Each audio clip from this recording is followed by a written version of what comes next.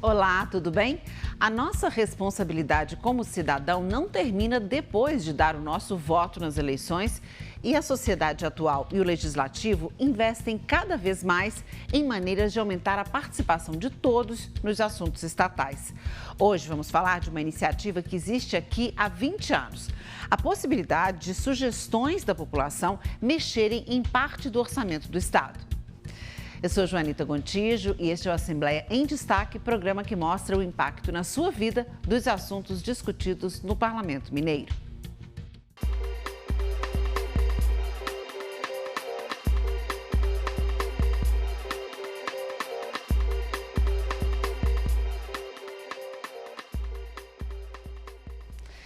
Como fazer para que as ações do Estado sejam um reflexo real do que os cidadãos realmente necessitam? Há pelo menos 2 décadas, o Parlamento Mineiro vem aperfeiçoando instrumentos e ferramentas para que todo mundo possa tentar influenciar nos rumos da gestão pública. São várias as iniciativas, algumas reconhecidas em todo o país, como o Parlamento Jovem de Minas. Além dele, debates e audiências públicas sobre os mais variados temas acontecem aqui quase todos os dias. Muitas destas reuniões são interativas, transmitidas ao vivo pela internet e também pela TV Assembleia.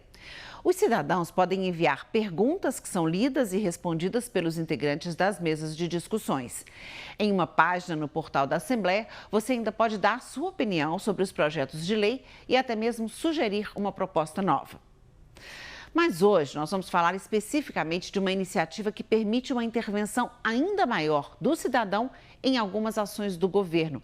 A possibilidade é de direcionar para onde deve ir parte da verba do orçamento anual do Estado. Para te explicar melhor como funciona isso, temos de falar sobre como funciona o planejamento estatal. São 3 os documentos que planejam as ações do Estado aqui em Minas Gerais. Um está ligado ao outro, de modo que cada ação, estratégia ou objetivo não se perca ao longo do caminho. Para efetivar essas propostas, são aprovadas leis aqui no Parlamento. A primeira é um planejamento para um período de 10 anos. O Plano Mineiro de Desenvolvimento Integrado, chamado PMDI. O atual PMDI vai até o ano de 2030 e tem 10 objetivos principais. Alguns deles são tornar o Estado mais transparente e inovador e fazer melhorias na segurança pública, na saúde, no uso sustentável dos ecossistemas, no ensino, no turismo e na cultura, e diminuir a vulnerabilidade social. Além do PMDI, que é um plano de longo prazo, há também um planejamento para um prazo mais curto, de 4 anos. É o Plano Plurianual de Ação Governamental, o PPAG. Nele são definidos os programas e ações do governo. Ele vale a partir do 2º ano do mandato do governador e termina no 1º ano de mandato do governo seguinte. A ideia é determinar de forma regional as metas que já estavam no PMDI. No PPAG estarão previstos os gastos com políticas públicas, as metas de investimentos e obras por região do Estado e quais são os programas que devem ser realizados de forma mais contínua. O Plano Plurianual de Ação Governamental é revisto todos os anos para verificar se as ações previstas devem ser ajustadas.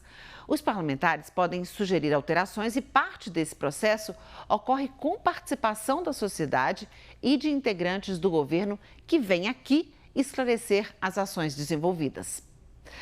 Durante uma semana, os 15 grupos temáticos se reuniram na Escola do Legislativo, aqui na capital, para debater as sugestões populares a serem incluídas no plano.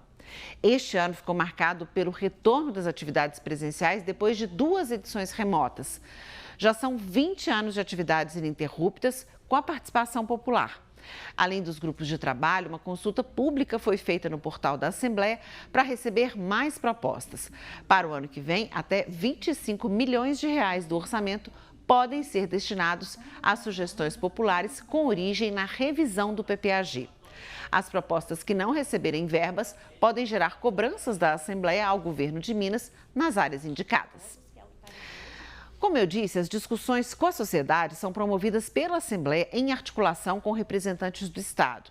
Gestores do governo expõem a atuação nas áreas em debate e ações já previstas. Bruna Marques é servidora da Secretaria de Justiça e Segurança Pública de Minas Gerais. Como em outros anos, ela veio à Escola do Legislativo neste mês participar dos grupos de discussões do PPAG e diz que as sugestões da população são bem-vindas e, dentro do possível, acatadas pelo governo. As demandas trazidas pela população nesse processo de participação popular do PPAG, elas são sempre muito bem recebidas, pelo governo de Minas Gerais, especificamente na política de prevenção. É uma política que é construída junto com a população no dia a dia, isso já é uma prática. E nesses momentos institucionais, em que a gente abre espaços públicos para a população se apropriar do orçamento, das ações, é sempre muito, muito importante para a gente. A gente sempre faz questão de participar e de contribuir naquilo que nos cabe, para que essa construção seja o mais próximo possível daquilo que é pertinente também para o governo fazer a execução, inclusive em anos anteriores, a gente já, desde 2019, foram 3 emendas que surgiram aqui, através da participação popular, que agora estão sendo executadas, no âmbito da política, para diversos públicos, em diversos territórios, então é muito bem-vinda essa participação popular aqui. E vamos aos números deste ano. Ao todo, participaram das discussões 329 pessoas de 67 municípios. Depois de 5 dias de atividade, foram elaboradas 456 sugestões. Elas vieram ou da consulta pública, que teve 151 participantes, ou dos 15 grupos temáticos que se reuniram aqui na Assembleia com 178 participantes. As sugestões populares foram apresentadas por representantes de cada um dos grupos temáticos em uma audiência pública das comissões de participação popular e a de fiscalização financeira. Na reunião de quase 3 horas, parlamentares e representantes do governo estadual ouviram as sugestões populares, entre elas um pedido por mais recursos para a identificação civil e que esse processo chegue às comunidades quilombolas e indígenas. Também foram demandados atendimento psiquiátrico e educação continuada para os agentes socioeducativos, verbas para hospitais e infraestrutura para as polícias civil e militar e Corpo de Bombeiros. O consultor Mário Moreira, servidor da Assembleia, explica melhor o que acontece agora com as sugestões populares. As sugestões elas vão ser processadas pela área técnica da casa, as sugestões comuns vão ser aglutinadas e transformadas numa proposta de ação legislativa que vai incidir sobre determinado programa. Então, para cada programa que for alterado, vai ter uma proposta de ação legislativa. E essa proposta vai constar aquelas pessoas que trabalharam na sugestão, que deram a sugestão, vai constar quais foram as sugestões e como que a Assembleia concluiu. Às vezes, nem sempre a conclusão é exatamente igual à sugestão, mas a conclusão vai incidir alterando algum ponto ali do planejamento e do orçamento do Estado. O planejamento e o orçamento, eles são leis compatíveis, então tudo que a gente alterar no planejamento que envolva uma alteração de recurso, também precisa ser alterado igualmente na LOA. Na lei orçamentária. Então, no final, mesmo a gente focando as sugestões no planejamento, no PPAG, no final a gente faz essa compatibilização com a LOA. Depois que as alterações ao PPAG são aprovadas, o Parlamento ainda monitora se os recursos foram efetivamente pagos pelo governo de Minas, tanto para sugestões populares como para as ações gerais previstas no PPAG. Há quase 10 anos, a Assembleia reúne informações de monitoramento em um site especial chamado Políticas Públicas ao seu alcance. Nele estão organizadas as informações em 22 áreas. E uma parte desse portal serve para monitorar de forma específica o PPAG. Já em uma área da página da Assembleia na internet estão os boletins de monitoramento do pagamento ou não das sugestões populares.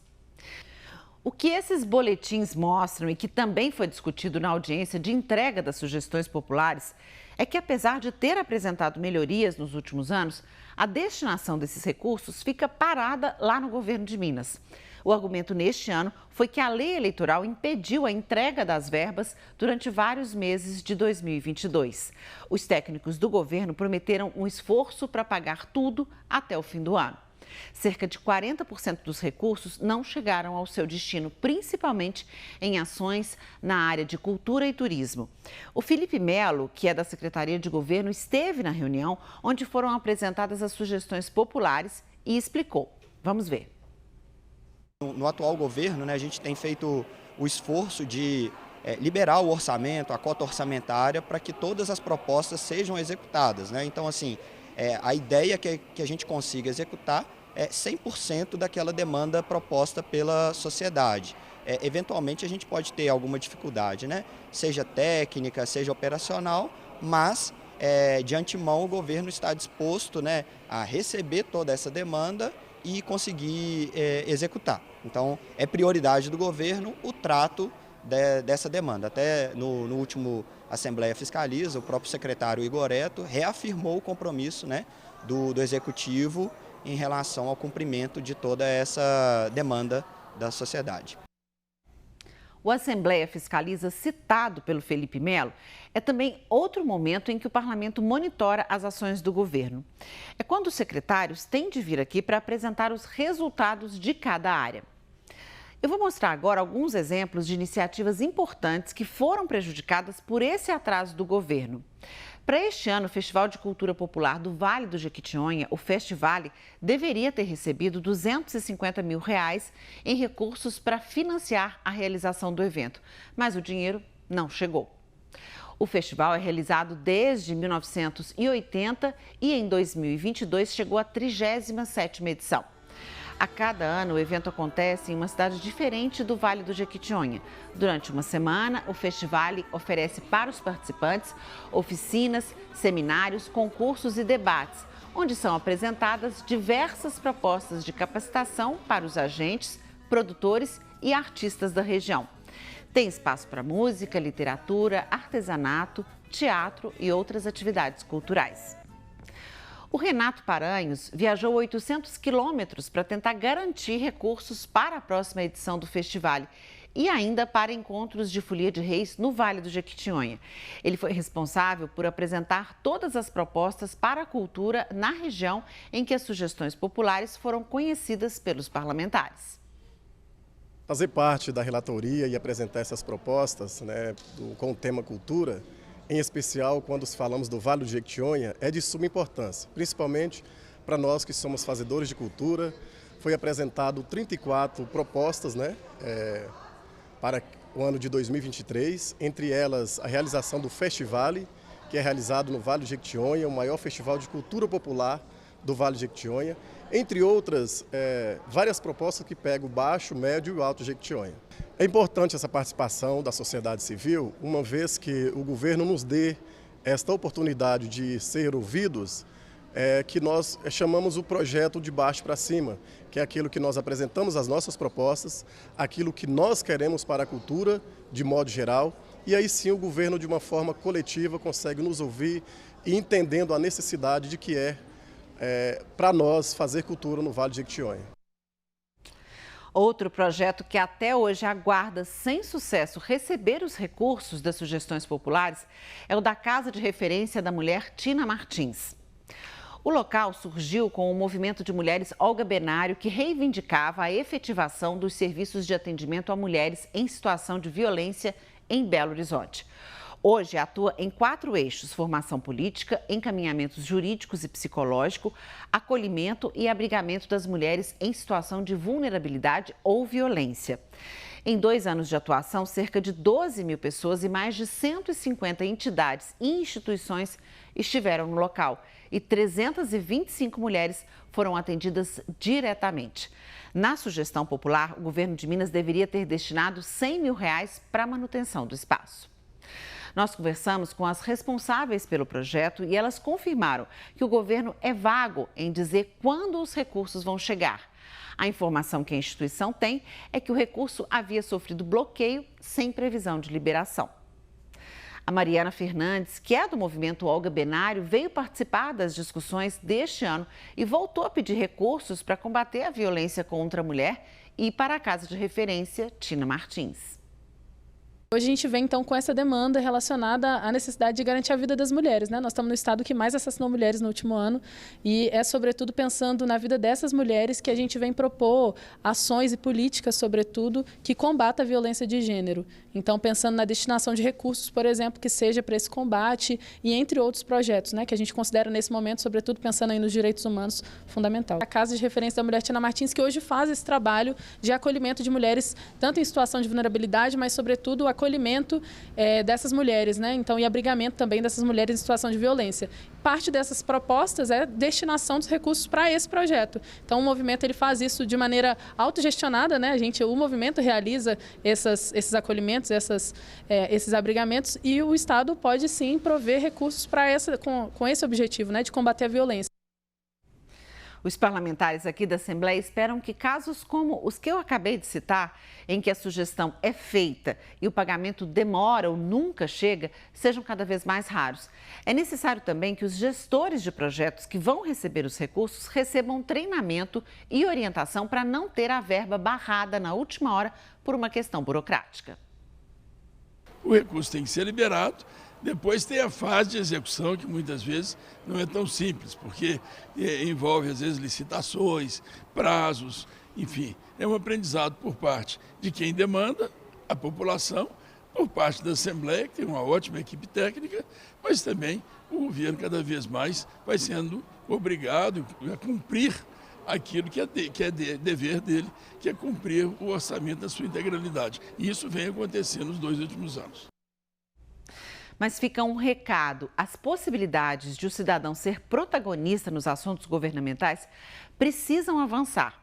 Vamos ver a opinião do presidente da Comissão de Participação Popular, que é o colegiado que analisa as sugestões da sociedade ao PPAG e também a outras propostas de lei. É isso que a gente chama atenção, né? A importância da participação popular, a importância de ouvir a sociedade e principalmente de abrir canais para que essa sociedade possa de fato participar e depois ela ter a resposta positiva daquilo que ela propôs.